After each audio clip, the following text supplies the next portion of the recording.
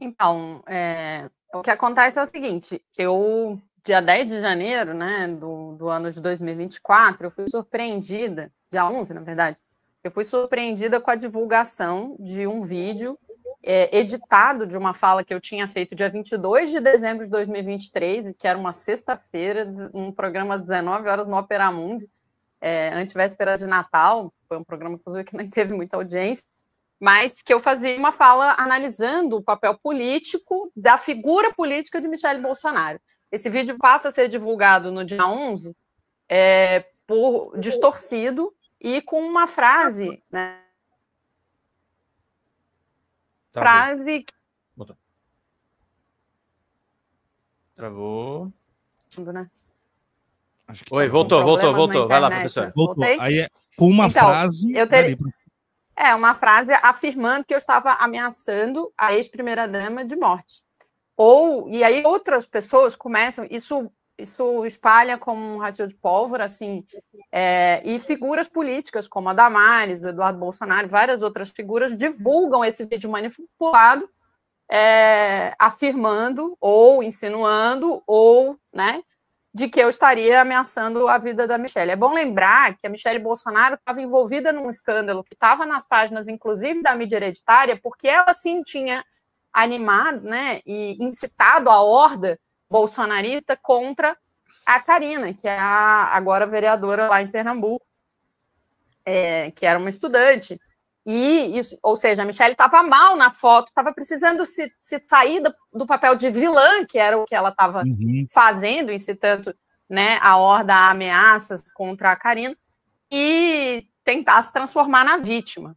E aí eles começam a divulgar massivamente esse vídeo manipulado, editado, suprimindo uma parte da minha fala.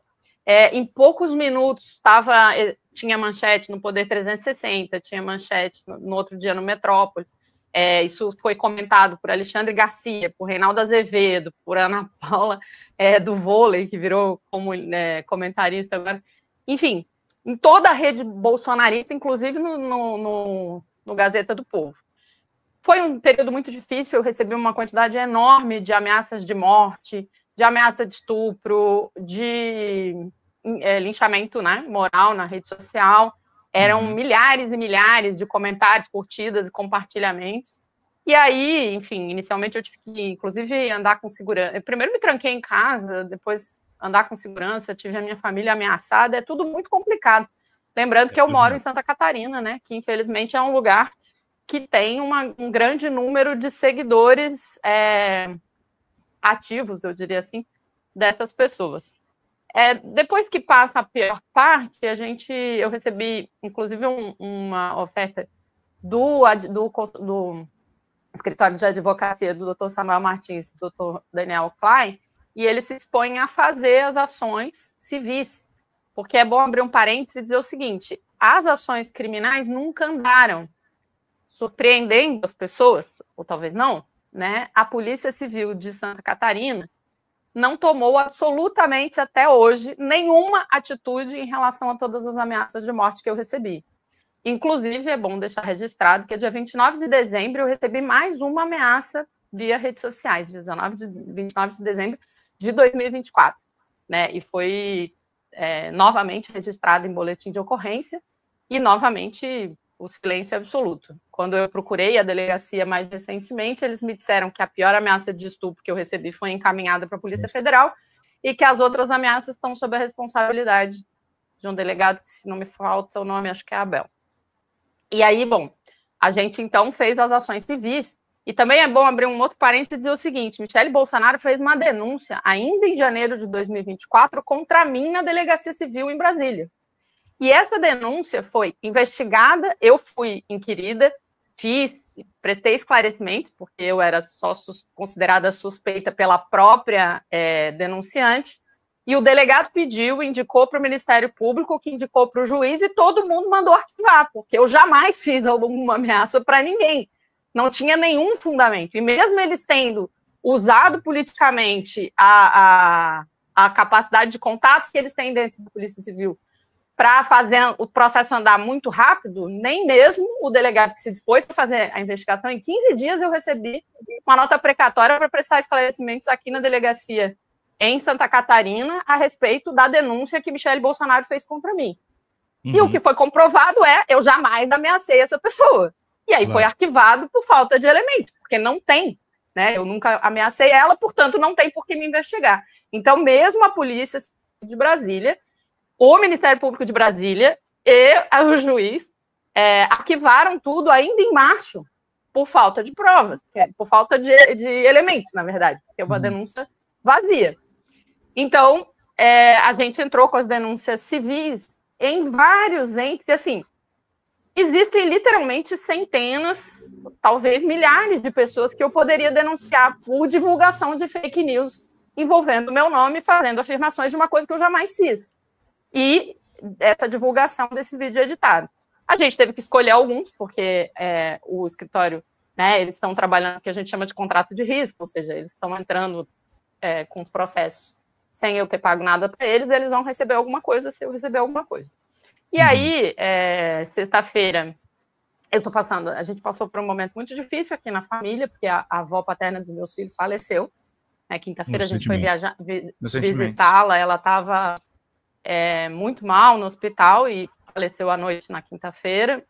E eu fui sexta-feira para Joaçaba, que é a cidade onde ela foi velada e enterrada, que é a cidade dela, com os meus filhos, que estavam perdendo a avó deles. E quando eu estava lá, no meio do velório, foi que eu recebi a notícia de que teria saído essa sentença condenando Damares Alves.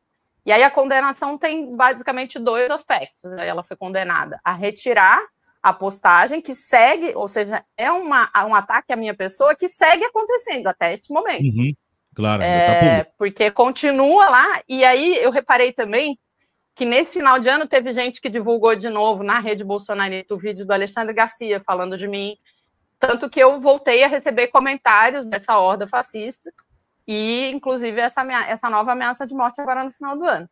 Então, segue acontecendo. A minha imagem segue sendo queimada pela rede bolsonarista que divulga uma fake news que a própria Delegacia de Polícia de Brasília já disse que é mentira, né? Uhum.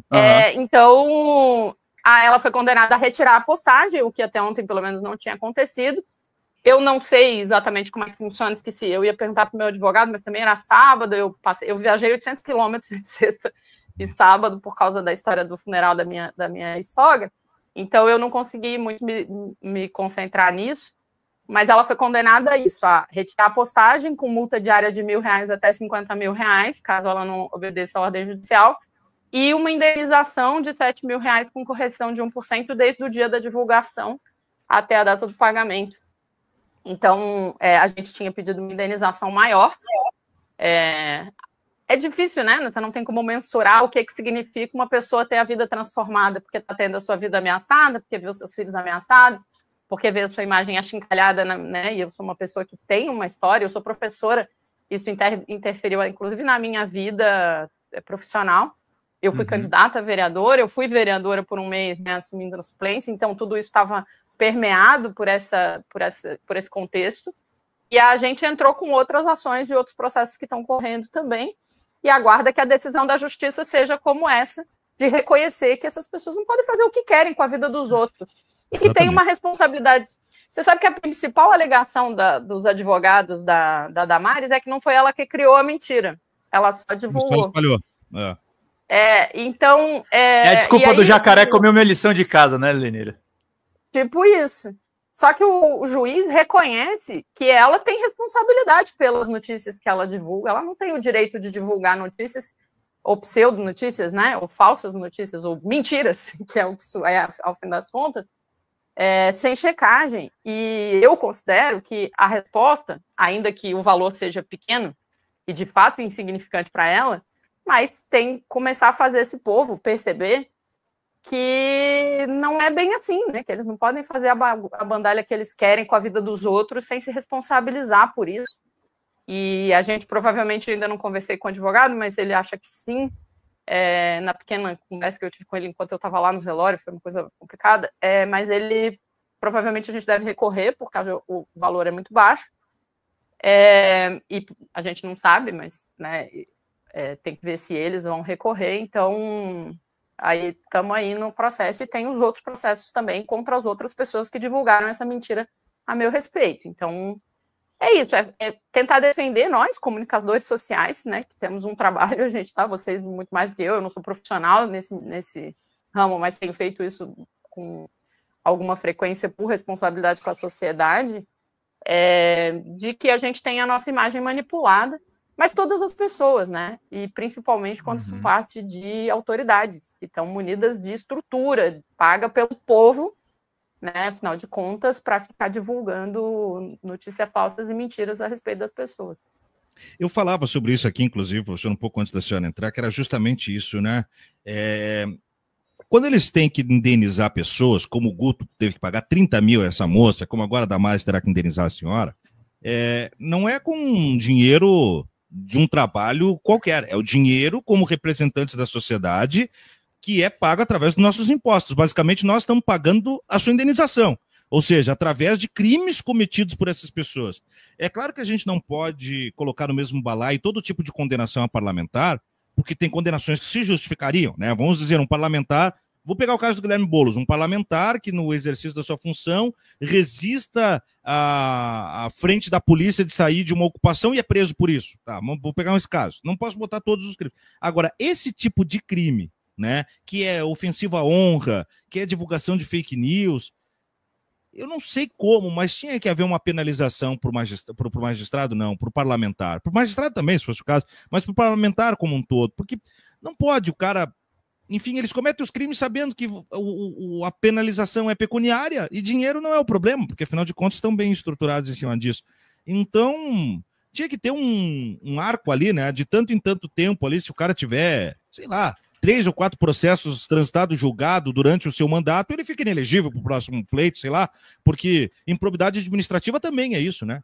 Também é você fazer um cálculo que coloque a sua condição de ofensividade a partir do risco do uso do dinheiro público como sustentação para isso. A gente tem...